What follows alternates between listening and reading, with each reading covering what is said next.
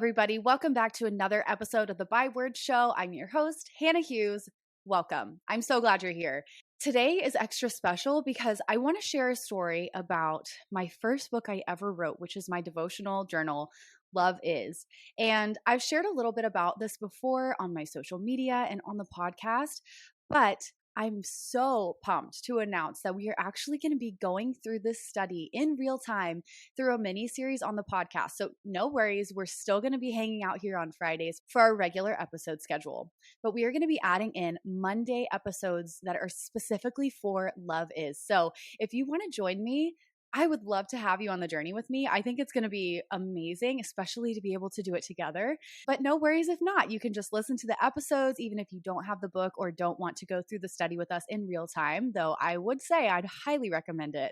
It is truly life-changing, and every time I've gone through this study again for myself, I learned something new, and I just love that about God's word. I love that about God. And so I'm excited to be able to walk through it with you and share some things that I'm learning this time around. It's going to be totally in the moment for me as well. So I'm just excited, and I am so hopeful and expectant that it is going to shift our perspective and help us to show up better as a reflection of love to the world this year. So I'm super pumped about that. If you want to dive into the study with us and be ready for Monday when we kick off the Love Is series, you can go ahead and grab a copy of my book on my website or on Amazon. I will be sure to link it in the show notes in the description. But that's pretty much it. Let's dive into this story because I really want to share my heart behind writing this book, but even more than that, the developing ideas and passion I have on this subject of really loving people well, because it's what God calls us to do, right? We are called to love the Lord our God with all our heart and soul and mind and strength, and then to love our neighbor as ourselves. And so it is the command. I think it's, where is it? In one of the Gospels, it talks about how love sums up everything. Like if we are loving people well, if we are loving the Lord with all we have, it kind of covers all the bases. Like if every decision, if every action we make is out of love, then we will be, for the most part, doing our best and showing up as our best in our day-to-day life. So I love being able to talk about this with people. Okay, before I just get into it, let me start from the beginning. Let's rewind a little bit and go back to the year 2013. I was in my first semester at college. I went to Christ for the Nations Institute in Dallas. And at the time, I had been talking to this guy who I really thought was it, y'all. I thought he was it. And I ended up with a broken heart. I just was so hurt and so disappointed and just really sad over this guy, which sounds super dramatic. Okay. But like I was 18, so what do we expect, right? So anyway, I'm sitting in my car one night and just thinking about how I really thought this was it. And I was so confused because I guess I had it wrong. So I'm sitting in my car just thinking and processing through all of this. And I just asked God, what am I missing? Like, did I miss something here? I really thought that we were on the right path. Like, I thought this was a good thing. And it just turns out it was a huge mess that ended up in a lot of it just didn't end well. And so I'm sitting there so hurt, so frustrated, and asking God to show me what am I supposed to be looking for? What is love anyway? Because I just thought this was going to be it, and it really wasn't. And so what I heard him say to me in that moment is that I was getting frustrated because I wasn't receiving the love that I felt like I deserved from other people. But I also wasn't being intentional about giving that kind of love to other people. And a lot of my frustration was because my own hurt was projecting onto other people. And quite honestly, I was expecting that guy to fill the holes for me, like to complete me, to fulfill me, to, all of the things that young girls believe a guy will do. So it just hit me.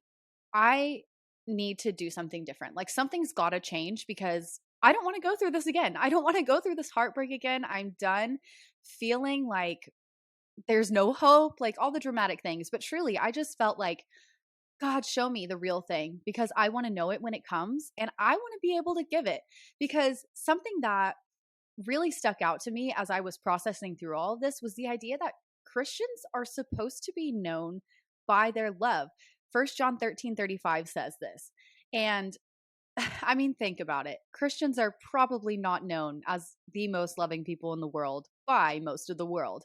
I think it's just such a bummer that Christians are known for judgment and hate and hypocrisy and all the trashy headlines of people ruining their lives and doing all of these disgusting things. And I just hate that for us. And I hate that for God too, because we are the ones who are supposed to be representing who he is to the world.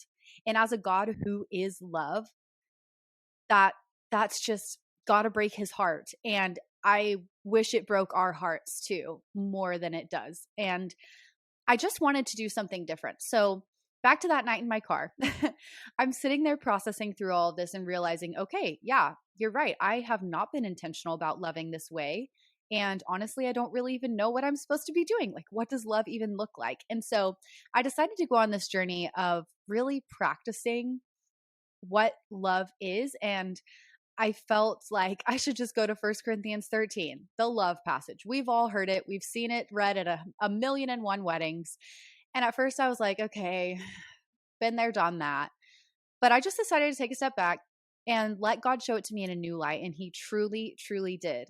So I just tried this experiment and I invited a friend to join me in the process of every week for 13 weeks, going through every single attribute of love. So the first week, we practiced being patient intentionally, and we would challenge ourselves. And it's so funny. I'll have to try to find a picture, but we would write the words in Sharpie on our arm. So, like if it was Patience Week, we would write patience on our arm so that all day, every day, we were remembering, I need to be patient. Today, I'm going to be patient. I'm learning to be patient and all of these things.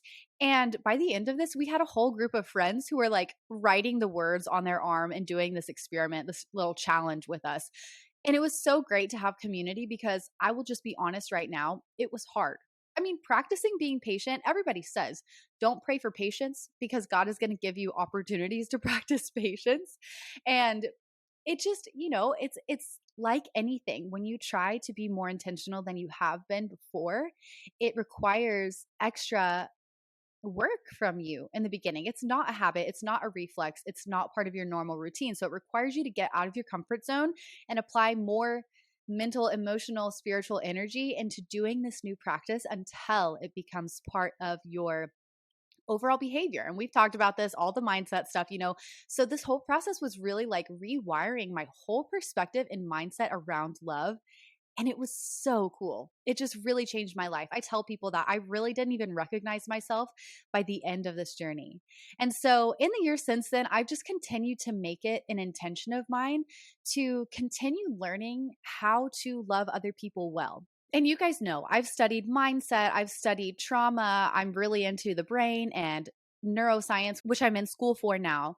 And not only that, but my own experience with trauma and pain and just the human experience have all kind of helped me form this big picture of, okay, this is a situation. We've got a church that's supposed to be known for its love, but it's full of a bunch of broken people, imperfect, messy people who aren't really doing the best job as a whole. And I myself included, like, I'm not pointing any fingers. If any, I'm like using myself as the prime example.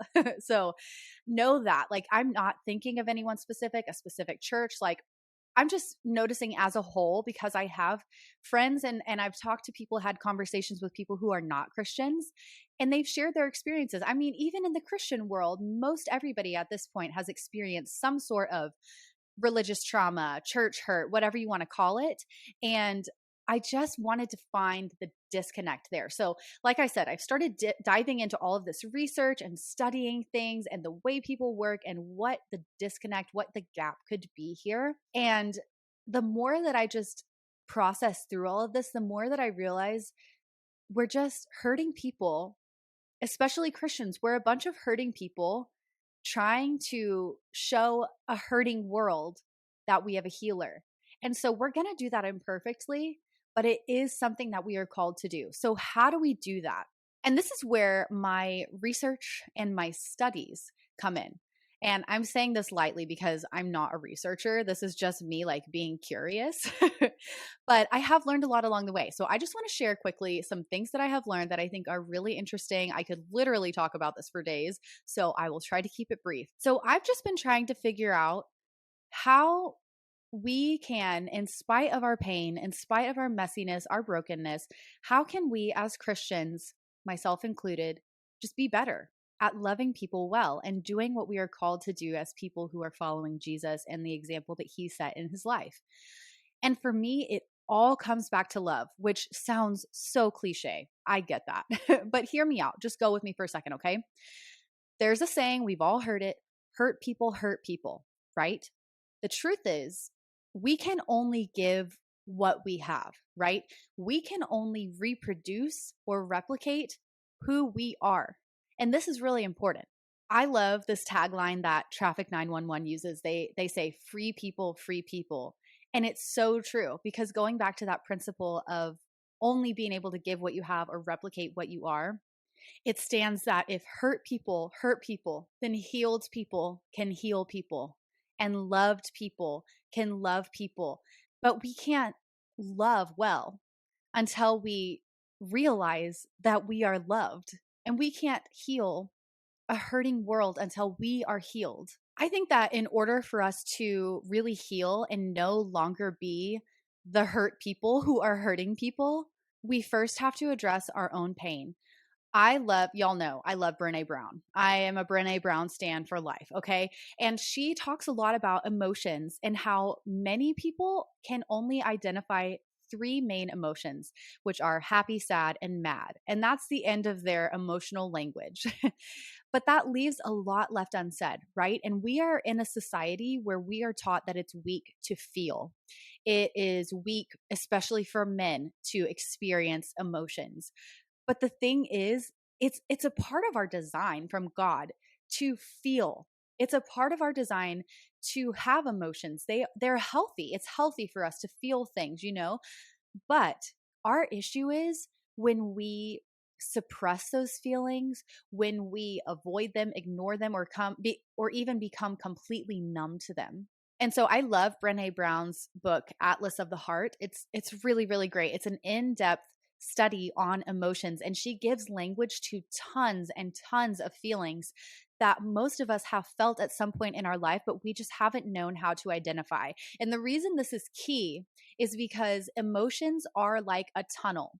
We touched on this in the episode with Chantel Nelson. If you haven't listened to that one, I highly recommend it. It's incredible. She even mentioned this in the episode, that our emotions are like a tunnel.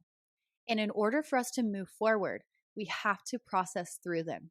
However, being in a culture, a society that's telling us it's weak to feel emotions, or that we just have to push through the pain and keep showing up and keep doing the work and keep hustling or whatever, that does nothing for us. Because here's the thing, if emotions or pain even is a tunnel that we have to get through and able to get to the other side and be able to move forward, if we are avoiding that, we're going to be stuck trying to find another way around, when the only option for real healing and emotional wellness is processing through that tunnel. And this is what I had to do when I was a brokenhearted college girl. And surprisingly, studying real love is what helped me to begin my process of healing. I think mostly because if you spend intentional time meditating on scripture and learning about who God is as love, you just start to realize how personal that love is, how close it is, and how close Jesus came to us in order to save us and heal us and give us a new life so that we can now know him and then make him known to a hurting world. It's just the craziest, most beautiful cycle. But once we come face to face with love himself, we begin to find the freedom to process all the broken pieces and begin to heal. Then from that place, it's almost like this ripple effect. When I had Aurelia Pratt on the show, she talks about how we're all made in the image of God. And when you have that revelation for yourself, you can no longer ignore the same truth for somebody else, that we are all created in the image of God. We are all worthy of love. We are all valuable in his eyes. And I just love it. It's so true, because the more that you realize you are loved, the easier it is for you to love others as well. And that's why this study is so important to me. I think in order for the church to be the people that we were meant to be in the world, we've got to first deal with our own hurt and our junk and get well so that we can stop replicating that hurt. And then we'll be operating from a place of freedom that allows us to love others freely. Now, okay, I'm not saying this is a one and done thing, okay? That once you get healed, you never struggle again and you can magically just love anybody, any day, anytime perfectly. Because I think we can agree it's usually not like that. Because truthfully, we all can probably say that loving people is messy. Loving people is vulnerable. It takes courage. It takes us being willing to extend our own brokenness and messiness to others. But what I can guarantee is that it is a lifelong process, a cycle of coming to Jesus with our pain, remembering the truth about us as a people who are loved by God, and then moving forward empowered to pass that truth on to other people. It's just so worth it. It is the hardest thing we can do, but it is the most important thing that we can do in this life. More than anything we could ever do, more than any accomplishment, anything we could do for other people, the best thing we can do is just love them. Show up with them as messy, broken people in the process with other messy, broken people. And not only that, like I said before, it's what God commands us to do. So I really am just excited to be able to go through this study again with you, because I just see the need, not only in us, but for the world. And in order for us to have any sort of change on the emotional condition, especially in the church, it's got to start with us. We've got to get well. We've got to get healed. We've got to realize how loved we are, because we will not be able to give what we don't have. We will not be able to replicate that love until we have it. And the good thing is, it's not up to us. The thing is, we have to remember that God is love. So really, when it comes to practicing love and when we get into the study, it's just going to be a matter of inviting God into the day-to-day, asking the Holy Spirit to empower us. And I just love it. I love that we get to be able to partner with God to be that kind of light in the world. So that being said, I can't wait. I would love to invite you to join me. We're kicking off on Monday. We're going to start with week 1, which is patience. If you don't have a book yet, don't worry. Go ahead and order one. Like I said, I will link them in the description notes. And that's pretty much it. It's been a while since I've gone through the study myself, so I know it's going to be a really great refresh and challenge for me as well. But grab a book, grab a friend or a group of friends to go through the study with. It's always better when you can do it with somebody. And get ready, because we're going to learn how loved we are and then be able to love people better than ever before. Thank you so much for taking time out of your day to tune into another episode of the By Word Show. I love having you here, and I'm so thankful for your support. Don't forget to share a screenshot of this episode to let me know you were here.